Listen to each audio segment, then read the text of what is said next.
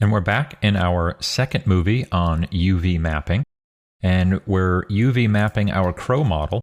We've already started by laying out the UVs for the crow's wings, and now we're going to continue with mapping it, and we're going to go to the body next. I'm just going to make a pretty large selection here and just deselect the stuff that I don't want. And I'm also going to get that in there and that face in there. Now, we really don't ever need to lay UVs out for the entire model all at once. We can do just half of the model. So for right now, we have the entire torso of our bird selected. I'm going to lay those UVs out, but you'll see later that will be mirroring across here and that we could just do half, but let's do the whole thing just so that we have a better idea of how we lay these out. So I have a good selection there. And again, we want to match our projection to our selection. And if we go to create UVs, we have our projection methods: planar, cylindrical, spherical, and then automatic mapping. In this case, the best projection here is going to be a cylindrical map, as my selection looks like a cylinder.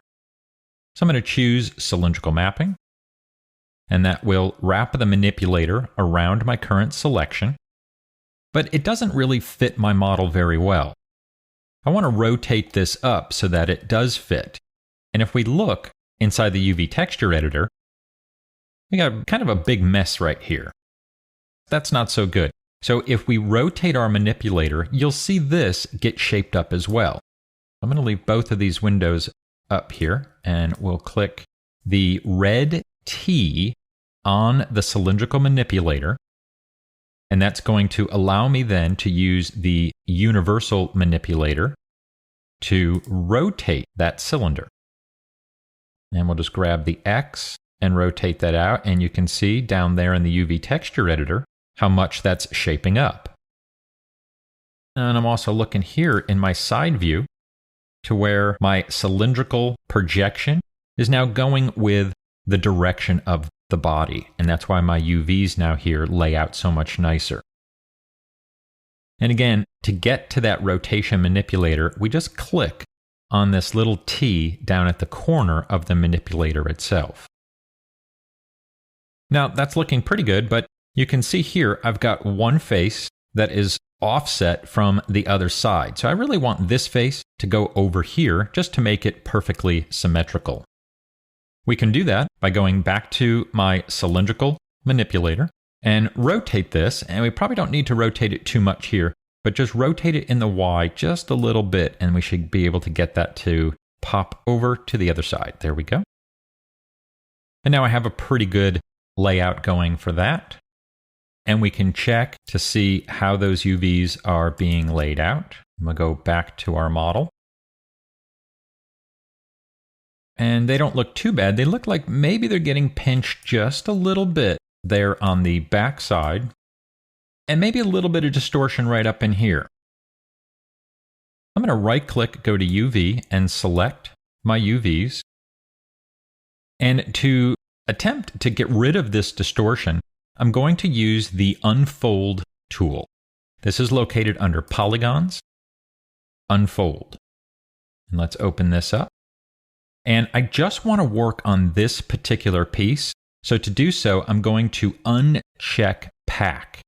If you leave Pack checked, it's going to attempt to take all of your UVs and pack them into the 0 to 1 texture space. I'm not quite ready to do that, so I'm going to uncheck that just so that I can unfold this particular UV shell. All my other options there are fine, and we'll just hit Apply. And it scaled it down quite a bit. I'm just going to scale that back up just so that we can see it a little bit better. And let's close that and take a look now on our model. Our UVs have a lot less distortion. They're looking a lot better. Now, you can see there too that my checkerboard is going in a different direction than what I have here. This doesn't matter. The only thing that we want to focus on is that distortion. If you're seeing squares, regardless of the direction that they're going in, you have a good UV layout.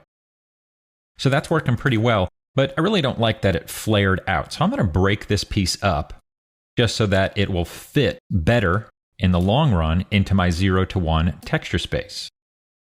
So let's turn off our checkerboard. And what I want to do is detach these sides here and then bring them back together as their own separate UV shell. I'm going to break this off and go to Edge and just click on that edge there.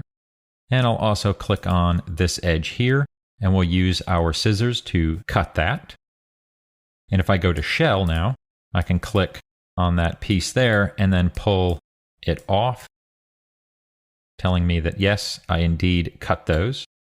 And now I want to sew those pieces back together. To do that, I'm going to go to Edge, and we'll just select this edge here. This edge is going to go to this side over here. Notice that as I select these edges, their corresponding edge highlights automatically.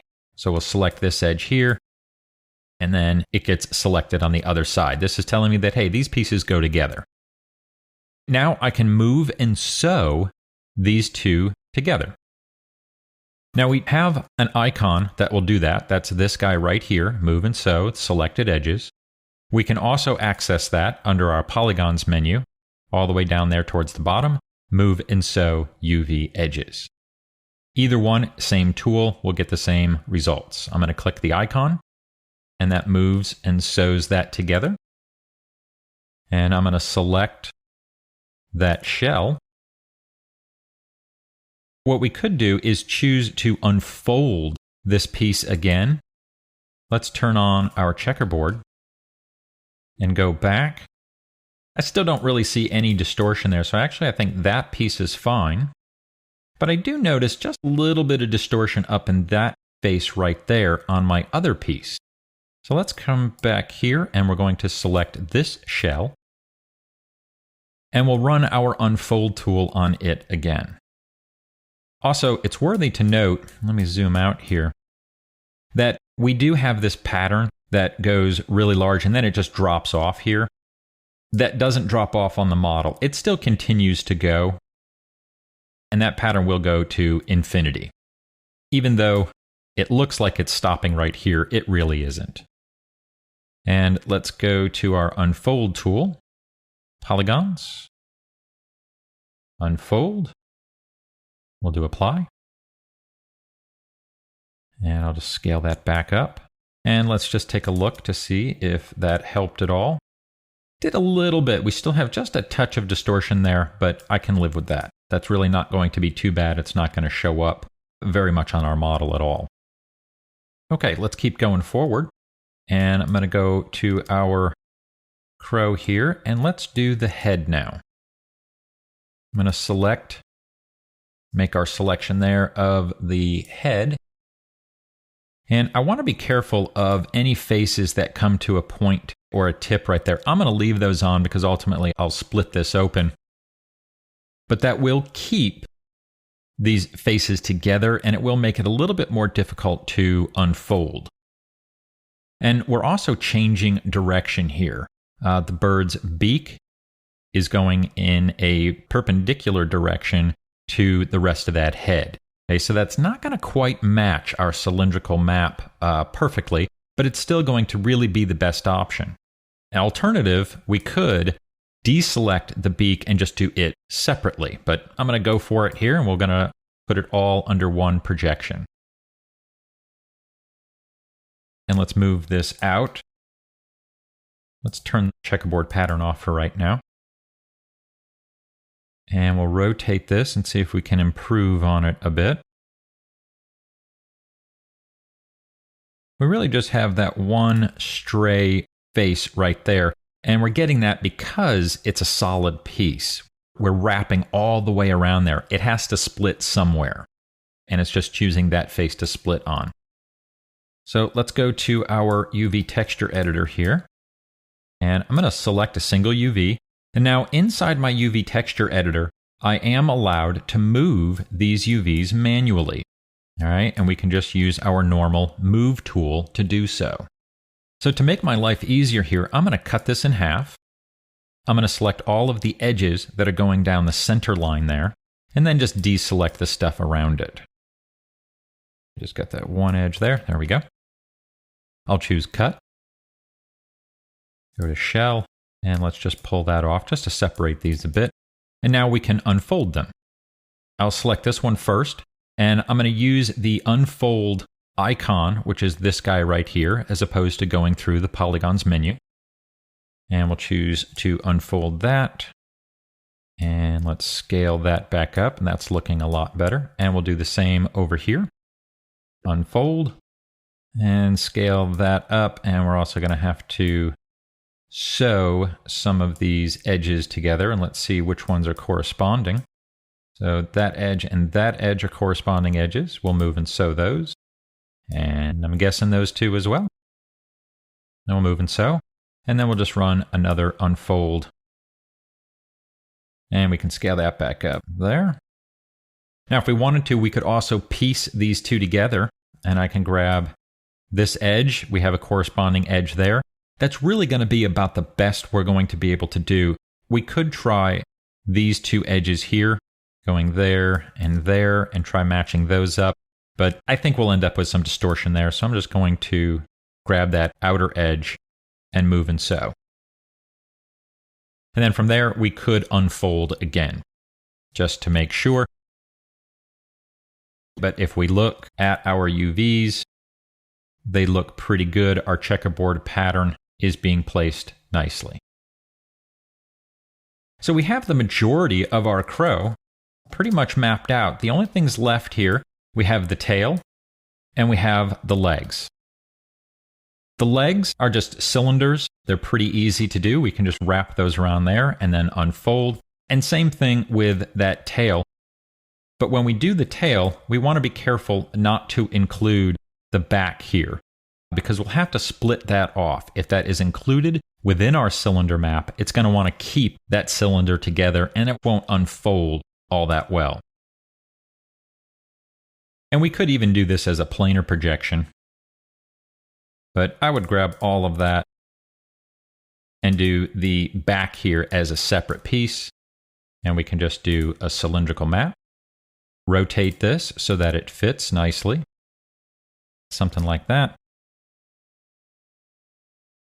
And then just rotate it so that it's nice and symmetrical. And then we can project the back of this like that separately, and we can use our planar projection to throw that on there. That's going to project up really well. And then we can move and sew this piece back on here if we so desired. And having it sewn together is going to help get rid of our seams. Now these are flipped, but let's go ahead. We're going to move and sew, and you'll see that Maya flipped that back around for us and attached it there nicely.